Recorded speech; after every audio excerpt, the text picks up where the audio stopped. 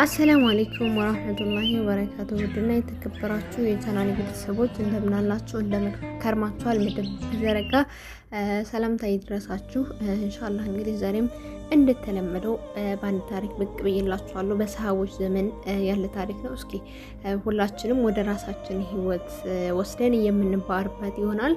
አብራችሁ ቆዩ። ሙሉ ክፍል አብዱላህ ኢብን ሁዘይፍ አስ-ሰሚህ ረዲየላሁ አንሁ ሙሉ ክፍል። እያንዳንዱ ሙስሊም የአብዱላህ ኢብን ሁዘይፍን ጭንቅላት የመሳም ግዴታ አለበት።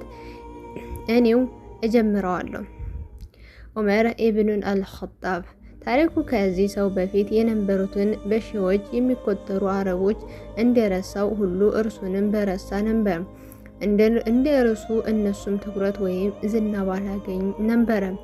የኢስላም ታላቅነት ግን አብዱላህ ኢብን ሁዘይፍን በዘመኑ የነበሩ ሁለት የዓለም ሀያላን መሪዎች የመፈታትን እድልን እንዲያገኝ ያደረገው።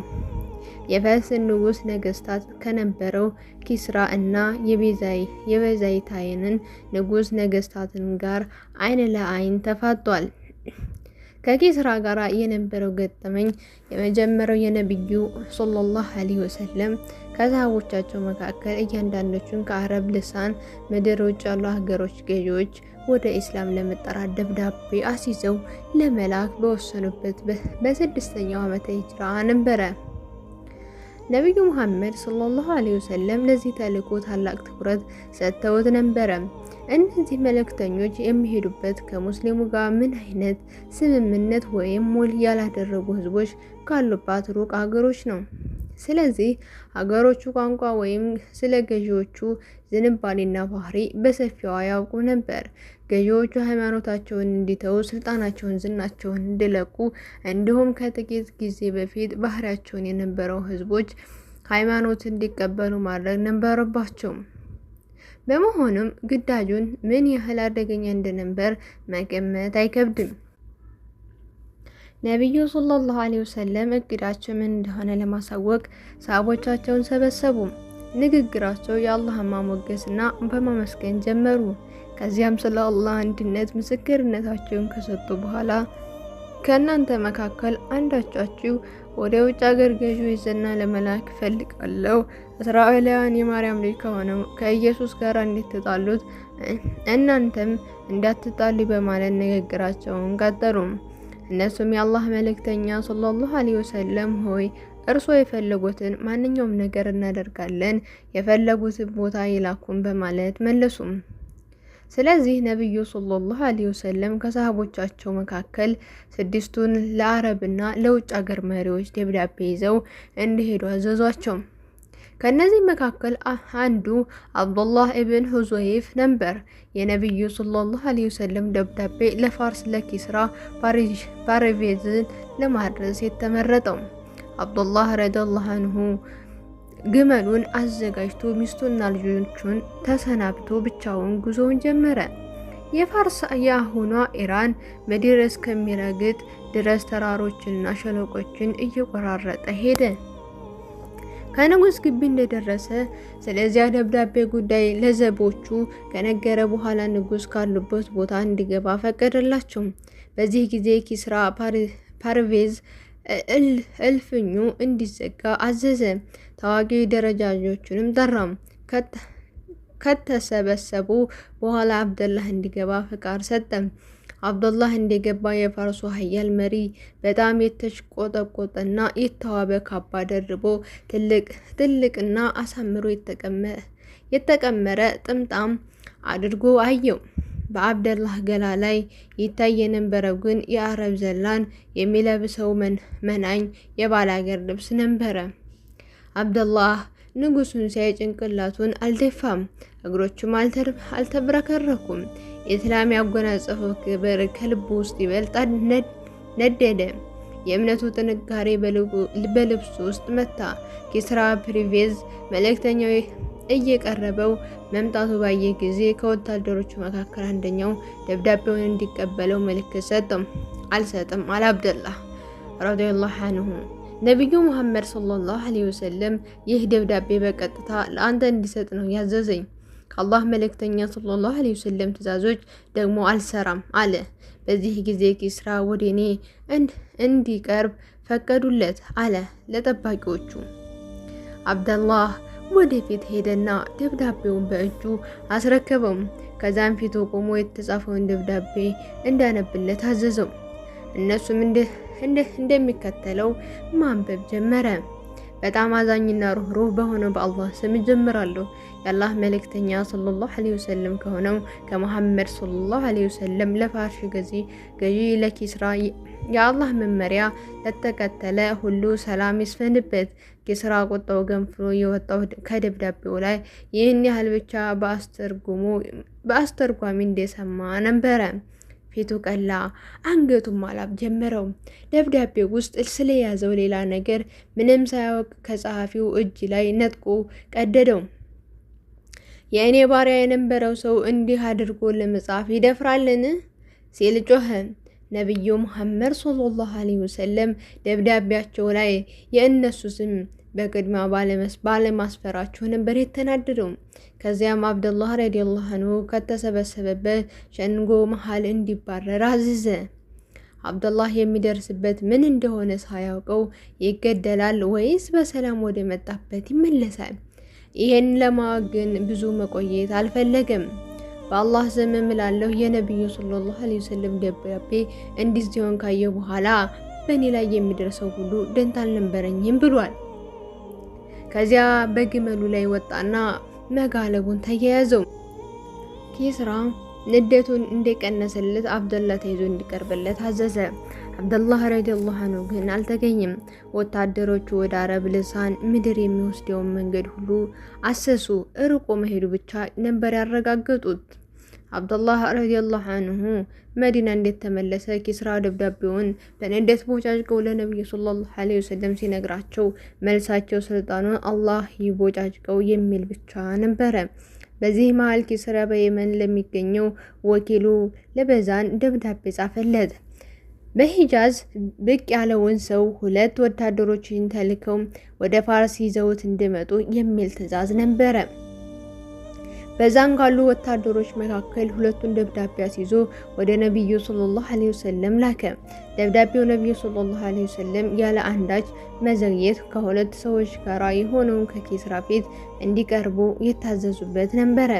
በተጨማሪ 2 ሰዎችን ስለ ነብዩ መሐመድ ሰለላሁ ዐለይሂ ወሰለም የቻሉትን ያህል መረጃ እንዲሰበስቡና ጥሪያቸውንም በጽሞና እንዲያጠኑ በዛ ጠየቋቸው። ሰዎች በአፋጣኝ ጉዞ ጀመሩ። ጧኢፍ እንደደረሱ ጥቂት የቁረይሽ ነጋዴዎች ጋር አግኝተው ስለ ሙሐመድ ሰለላሁ ዐለይሂ ወሰለም ጠየቋቸው። የስሪብ ውስጥ ነው አሏቸው። ቁረይሾች እጅግ ተደሰቱ። ይሄ ለነሱ መልካም ብስራት ስለነበር በየቦታው እየተዟዟሩ ለሌሎች ቁረይሾች ደስ ይበላችሁ፣ ኪስራ ሙሐመድ ሰለላሁ ዐለይሂ ወሰለምን ለመያዝ ስለተዘጋጀ ከእነሱ መጥፎ ስራ ትላቀቃላችሁ በማለት ጮቤ ረገጡ። ይህ በእንዲህ እንዳለ 2 ሰዎች በቀጥታ ወደ መዲና ሄደው ነብዩ ሰለላሁ ዐለይሂ ወሰለምን አገኟቸው። በዛን ደብዳቤ ሰጧቸው። ንጉሱ ነገስታት ኪስራ የእኛ ንጉስ ግዛት አስተዳዳሪ ሆነው በዛን እርሶ ለማግኘት ሰዎችን እንዲልክ ጻፈለት። በዚህ መሰረት እኛ እርሶን በቁጥጥር ስር አውልን ለመሄድ ነው የመጣ ነው። በፈቃደኝነት ከመጡ ለእርሶ ጥሩ እንደሚሆንና ቅጣቱን እንደሚተውለት ኪስራ ተናግሯል። እምቢ የሚሉ ከሆነ ግን የእነሱ ቅጣት ምን ያህል የከፋ እንደሆነ ያውቃሉ። እርሶና ህዝቡን ለማጥፋት ኃይል አለው በማለት አሳሰቧቸው። ነብዩ ሙሐመድ ሰለላሁ ዐለይሂ ወሰለም ፈገግ ብለው ዛሬ ወደ ድንኳናችሁ ሄዱና ነገ ተመልሳችሁ እንድትመጡ አሏቸው። በሚቀጥለው ቀን ወደ ነብዩ ሰለላሁ ዐለይሂ ወሰለም መጥተው ኪስራ ፊት ለመቅረብና ከእኛ ጋር ለመሄድ ዝግጁ ነዎት ሲሉ ጠየቋቸው። ከዛ ጀምሮ ኪስራ አታገኙትም አሉ። ነብዩ ሰለላሁ ዐለይሂ ወሰለም አክለው አላህ ገድሎታል፣ በዚህ ሌሊትና በዚህ ወር ላይ ልዩ ሸራህዋይ የእነሱን ቦታ ይዟል አሉ። 2ቱም መልእክተኞች በድንጋጤ በዲን መስለ ነብዩ ሰለላሁ ዐለይሂ ወሰለም ፊት አፍጥጠው አዩ። ለመሆኑ የምትናገረውን ታውቃለህ በማለት ጠየቋቸው። አሁን ይህንን ለበዛን እናሳውቀው በማለት በአግራሞት ጠየቁ። አዎ በማለት ነብዩ ሰለላሁ ዐለይሂ ወሰለም መለሱ። አዎ ኢስላም በኪስራ ንጉሳዊ ግዛት የሆነው ክልል ሁሉ ይሸፍናል። በዛን ኢስላም ከተቀበለ አሁን በሚቆጣጠረው ግዛት ላይ ገዢ እንዲሆን እንደምንሾመው ንገሩት አላቸው። ሁለት ሰዎች ወደ የመን ተመልሰው ስለሆነው ሁሉ ለበዛን ነገሩት። እሱም መሐመድ ሰለላሁ ዐለይሂ ወሰለም ያለው እውነት ከሆነ እውነትም ነብይ ነው፣ ካልሆነ ግን የሚደርስበትን እናያለን አለ። ይህ ከሆነ በኋላ ከሽራዋያህ የተላከ ደብዳቤ ለበዛን ሲመጣለት ብዙም አልቆየም። ኪስራ በህዝቦቹ ላይ የሚፈጽመውን ጭቆና ምክንያት ገድየዋለሁ፣ የመሪዎቹን መገደል፣ ሚስቶቻቸው መማረክና ሀሳባቸውን መውረስ ህጋዊ አድርጎ ይመለከት ነበረ። ይህ ደብዳቤ እንደደረሰ ካንተ ጋር ያለ ማንኛውም ሰው እኔን ለማገልገል የሚገባቸውን ቃል ኪዳን እንደኔው ሆነ ተቀበል ይላል ደብዳቤው። በዛን የሽራዋያህን ደብዳቤ እንዳነበበ ወዲያውኑ አሽቀንጥሮ ጥሎ ኢስላምን መቀበል ይፋ አረገ። በየመን ከእርሱ ጋር የነበሩትን ፋርሳውያን ሙስሊሞች ሆኑ። ይህ እንዲህ አብደላህ ኢብኑ ሁዘይፍ ረዲየላሁ አንሁ ከፋርስ ንጉስ ጋር ያደረገው ግንኙነት ታሪክ ነው። ከቤዛንታኑ ገዢ ጋር ደግሞ የተገናኘው በዑመር ኢብን አልኸጣብ ረዲየላሁ አንሁ ኸሊፋ አስተዳደር ወቅት ነበረ። ይህ ቢሆን በጣም አስደናቂ ታሪክ ነው። ከሂጅራ በኋላ በ19ኛው ዓመት ዑመር ረዲየላሁ አንሁ ጨቋኙንና የእስላም ነጻነት የነፈገው ቤዛንታይንን ለመዋጋት አንድ ጦር ሰራዊት ላኩ። ከሰራዊቱ መሃል አብደላህ ኢብን ሁዘይፍ ነበረበት። የሙስሊሞች ጦር ኃይል መንቀሳቀስ ወሬ ለቤዛንታይ አጼ ደረሰ። ቀደም ሲል ስለ እምነታቸው ጽናት እንዲሁም በአላህና በነቢዩ ሰለላሁ ዐለይሂ ወሰለም መንገድ ህይወታቸው ለመሰዋት ስላላቸው ፈቃደኝነት ሰምቶ ነበረ። ስለዚህም ወታደሮች በህይወት የሚይዙት የሙስሊሙ ምርኮኛ ካለ እንዲያመጡለት ትዕዛዝ ሰጠ። አብደላህ ኢብን ሁዘይፍ በቤዛንታይኖች እጅ ምርኮኛ ሆኖ እንዲቆይ አላህ በመፍቀዱ ተይዞ በአጼ ፊት ቀረበ። አጼው አብደላህ ለብዙ ጊዜ አተኩሮ ተመለከተ። ከዚያም ድንገት አንድ ሀሳብ አቀርብልሃለሁ አሉ። ምንድን ነው ሲል አብደላህ ጠየቀ። ክርስቲያን እንድትሆን እመክርሃለሁ። ይህ ካደረክ በነጻ ትለቀቃለህ። በሰላም በጥገኝነት የምትኖርበት ሁኔታ ይመቻችልሃል አለው ንጉሱ። ምርኮኛው ግን የሰጠው መልስ ቁጣ የተሞላበትና አንተ አድርግ የምትለኝን ነገር ከመፈጸም ይልቅ 1000 ጊዜ ብሞት እመርጣለሁ የሚል ነበር። ደፋር ሰው መሆንህን ተረድቻለሁ። ሆኖም እኔ የምልህን እሺ ብለህ ከተቀበልክ ከስልጣኔ አካፍልሃለሁ። የኔ ረዳቱ ነህ፣ እንደምትሰራም ቃል እገባልሃለሁ አለው። ምርኮኛው አብደላህ ከሰንሰለት እንዴት ተጠፈረ ፈገግ ብሎ በአላህ ስም እምላለሁ፣ አንተ ያለህና አረቦች ያላችሁ ሀብት ሁሉ ቢሰጠኝ እንኳን አላደርጉም፣ ኢስላምን አልተውም አለ። እምቢ ካልክማ እገድልሃለሁ፣ የፈለግከውን አድርግ። ከዚያ አጼው አብደላህ በመስቀል ላይ እንዲሰቀል ካደረገ በኋላ ወታደሮች መጀመሪያ እጆቹን አቅራቢያ፣ ቀጥሎ ደግሞ በእግሮቹ አቅራቢያ ጦር እንዲወረውሩበት አዘዘ። ይህ ሲያደርጉ ግን ክርስትና እንዲቀበል ወይም ቢያንስ ኢስላምን እንዲተው ከመወትወት በኋላ አላሉም። እሱ ግን በቁርአናዊ አቋሙ ጸና። ከዚያም አጼው ከእንጨቱ መስቀሉ ላይ እንዲያወርዱት አድርጎ ትልቅ ጋን እንዲቀርብለት ጠየቀ። ጋኑ ኃይለኛ እሳት ላይ በተጣደ ዘይት የተሞላ ነበር። ከዚያ ሌሎች 2 ሙስሊሞች ምርኮኞች አስመጣና አንደኛውን የሚፍለከለክ የፈላ ዘይት ውስጥ እንዲገባ አዘዘ። ምርኮኛው ስጋ በአንዴ ተበታተኑ፣ አጥንቱ ብቻ ተንሳፈፈ። በዚህ ጊዜ አጼው ወደ አብደላህ ረዲየላሁ አንሁ ዙሮ ክርስትናን እንዲቀበል ጠየቁም። አብደላህ ረዲየላሁ አንሁ የገጠመውን ፈተና እስከዚያ ድረስ በህይወት የገጠመው ሁሉ በጣም አስፈሪ ነበር። እሱ ግን በቆራጥነቱ ጸና። አጼው ተስፋ በመቁረጥ ማስፈራራት ትቶ ጋኑ ውስጥ እንዲከተት አዘዘ። አብደላህ ረዲየላሁ አንሁ ወደ ጋኑ ዘና እየተወሰደ ሳለ እንባው ማፍሰስ ጀመረ። አጼው ይሄንን ሲያይ እስረኛው ተስፋ ቆርጦ የተረታ ስለመሰለ ወደ እሱ ተመልሶ እንዲመጣ አደረገ። ክርስትናን ቢሆን እንደሚሻልህ ለአንዴና ለመጨረሻ ጊዜ ነገረው። አብደላህ ረዲየላሁ አንሁ ግን እምቢ አለ። በዚያ ጊዜ አጼው የታባክ ታዲያ ለምን አለቀስክ ሲል በቁጣም ባረቀበት። ያለቀስኩት አለ አብደላህ ረዲየላሁ አንሁ ለራሴ አሁን እዚህ ጋጋን ውስጥ ልትጣል ነው፣ ነፍስህም ልትለየው ነው አልኩት። እኔ ግን በእውነት በአካላቴ ላይ ባሉ ጸጉሮቼ ቁጥሮች ልክ ብዙ ነፍስ ኖረኝም ለአላህ ስል ሁሉም በዚህ ጋን ውስጥ ቢጣሉ ፍላጎቴ ነበር። የአብደላህ ረዲየላሁ አንሁ አቋም ንጉሱን በጣም አስደነቀው።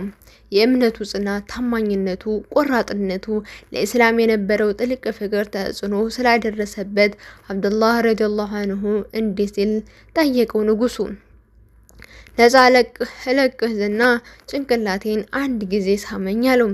ሁለቱንም የሙስሊም እስረኞች ጭምር የምትለቅ ከሆነ ሲል አብደላህ ረዲየላሁ አንሁ ጠየቀ። አጼው ይህን ለማድረግ ተስማምቶ አብደላህ ረዲየላሁ አንሁ ደግሞ ራሱን ከአላህ ጠላቶች መካከል አንዱ የሆነውን ሰው አስመው እና እኔንና ሌሎች ሙስሊሞች እስረኞችን በሙሉ ይለቀናል። ይህ በማድረግ ምን ጥፋት ሊኖርብኝ አይችልም ሲል አሰበ። ከዚያ ቀጥሎ ብዙ ወደ አጼ ሄደና ግንባሩን ሳመው። ሁሉም ሙስሊም እስረኞች ተለቀው ለአብደላህ ረዲየላሁ አንሁ ተሰጡ። በመጨረሻም አብደላህ ኢብኑ ሁዘይፍ ረዲየላሁ አንሁ ወደ ዑመር ኢብኑ ኸጣብ ረዲየላሁ አንሁ መጣና ስለሆነው ነገር ሁሉ አወራቸው። ዑመር ረዲየላሁ አንሁ እጅግ በጣም ተደሰቱ። እያንዳንዱ ሙስሊም የአብደላህ ኢብኑ ሁዘይፍ ረዲየላሁ አንሁ ጭንቅላት የመሳም ግዴታ አለበት። እኔው ጀምረዋለሁ በማለት ከተቀመጡበት ተነስተው የአብደላህ ኢብኑ ሁዘይፍን ጭንቅላት ሳሙ። ተፈጸመ። ውድና የተከበራችሁ የቻናል ቤተሰቦች ዛሬ ይዤላችሁ የመጣሁት ታሪክ ይህን ይመስል ነበረ። እስኪ ሁላችሁም ከዚህ ታሪክ ምን ተማራችሁ ማለት ነውና ሀሳብ አስተያየታችሁን ኮሜንት ላይ አስፍሩልኝ ማለት ነውና ኢንሻአላህ በሌላ በአዳዲስ ታሪኮች ወደ እናንተ እንደመጣ ተስፋ አደርጋለሁ። እንግዲህ ከተመቻችሁ ብቻ በደንብ ኮሜንቱ ማለት ነው ደግሞ ማለት ነው ሼር አድርጉ፣ ላይክ አድርጉ። ሞር ላይክ ስታደርጉ ለሰዎች ተደራሽነት ይኖራል ማለት ነው። እና ደግሞ ኮሜንት አድርጉ። ምንድነው ቪዲዮ የሚያስመስለው ኮሜንት እና ላይክ ነው ማለት ነው። ቪው ለራሱ ባይኖረው ኮሜንት እና ላይክ ካለው አንድ ሰው እንኳን ድንገት ከፍቶ በይ የማያት ሞራል አለው። እኔ አሁን አብዛኛውን ጊዜ የሆነ ቪዲዮ ሳይ ወይ ላይክ ወይ ኮሜንት ምናምናች በቃ ያንን ቪዲዮ እያዳመኩ ኮሜንት አነባለሁ። አሁን ኮሜንቱን በማነብ ሰዓት ቪዲዮውን የማዳመጥ ቻንስ ይኖረኛል ማለት ነውና እንደዛ በማድረግ ተባበሩኝ ማሮቼ፣ ፍቅሮቼ። በተረፈ እወዳችኋለሁ። ኢንሻአላህ ከዚህ በላይ እንደምሰራ ተስፋ አደርጋለሁ። በሌላ ቪዲዮ እንገናኝ። ወሰላሙ አለይኩም ወራህመቱላሂ ወበረካቱ።